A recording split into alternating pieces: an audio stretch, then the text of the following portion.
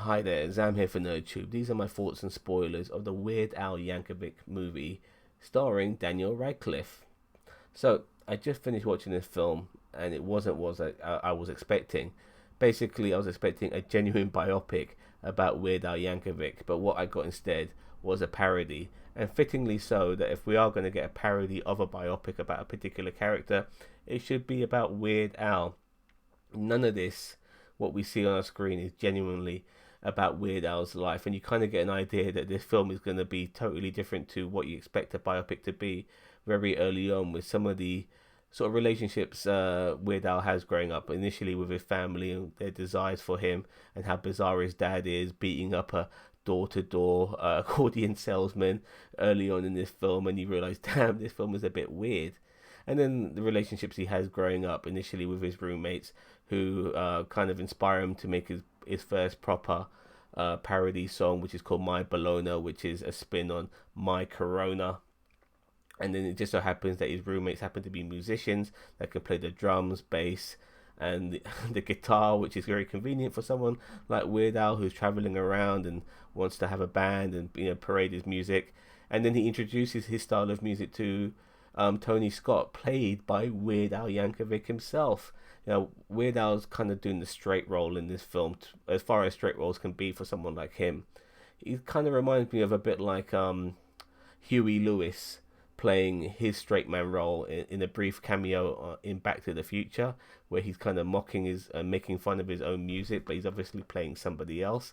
That's what Weird Al Yankovic is doing in this particular film, but he has a much larger role in this film as well, and it's really good to see him as well doing this type of role too. And the cameos do come thick and fast. There's loads of them. Jack Black's in this movie, Conan O'Brien's in this movie, Patton Oswalt's in this film, and I'm sure there's many other cameos too. Some of them probably American household names, maybe not worldwide household names, so a few might have gone over my head, but they're all in this film. Rainn Wilson's in here as well, and of course Evan Rachel Wood, most notably remembered for being in Westworld, but she's honestly never looked as hot as she has playing Madonna, who's like the femme fatale in this film. She's got ulterior motives when it comes to Weird Al Yankovic and what she wants out of him, which is basically to parody one of her songs so he could elevate her.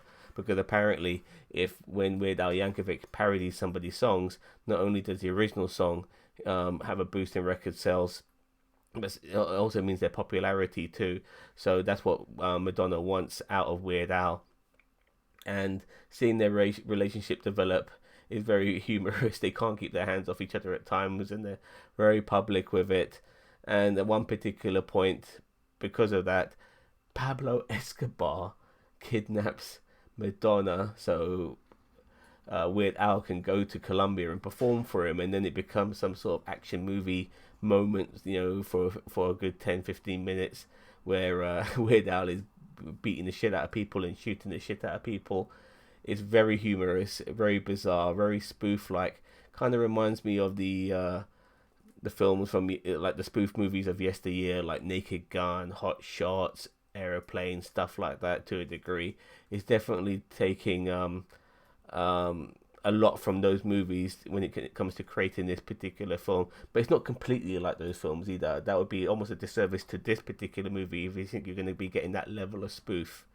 But there are some visual gags as well, like for instance, when we see Weird Al as a man now having dinner with his family, uh, we see at one moment him looking at a book from his dad, and they put it on the dining table, and we also get a glimpse at what he's eating, which is basically potato chips, or as we call it, crisps, and sandwiches. Like, that's what he's having for dinner, but the visualization of it looks absolutely hilarious.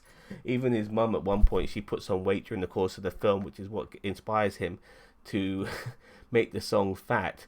Obviously that's probably not really what happened, but this film is trying to show you some of the inspirations he has for how he made some of his songs, like the song Fat, like the song Amish Paradise, which apparently was written by his dad, who was very similar to Weird Al, allegedly, but not necessarily that's the case in real life, but we'll never know.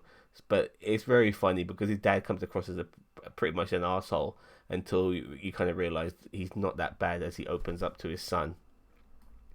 And of course, we do get other ways of how he got inspired to make other songs as well. But some of those songs weren't necessarily, how do I say, parodies. Apparently, in this film wants to portray the song "Eat It," which is one of his most famous parody songs, as the original, and the song "Beat It" by Michael Jackson as the parody to "Eat It." But because Michael Jackson's so bloody famous, everyone's going to assume that "Beat It" is the original and "Eat It" is the parody, which really pisses off um, Weird Al. And it's just so funny how all of this gets portrayed. It's just it's genius at times, you know. And then he apparently gets assassinated at the end, and he's so excited prior to getting assassinated because he's on stage picking up a award that he pisses himself to a degree.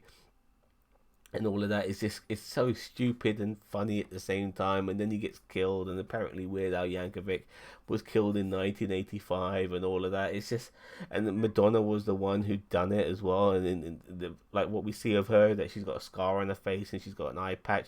Obviously none of that is real, but it's just, you know, by this particular time of the movie, it's really trying to tell you all of this is fake. None of this is real. This is bullshit. It's just a parody. And if you haven't picked it up by now, you should have by the very end, you know, because Weird Al Yankovic is still fucking with us. He hasn't been assassinated. Oh god, this is brilliant. It's absolutely brilliant. I'm gonna mark it. I'm gonna give it an 8 out of 10. But if you've seen this film, let me know what you think.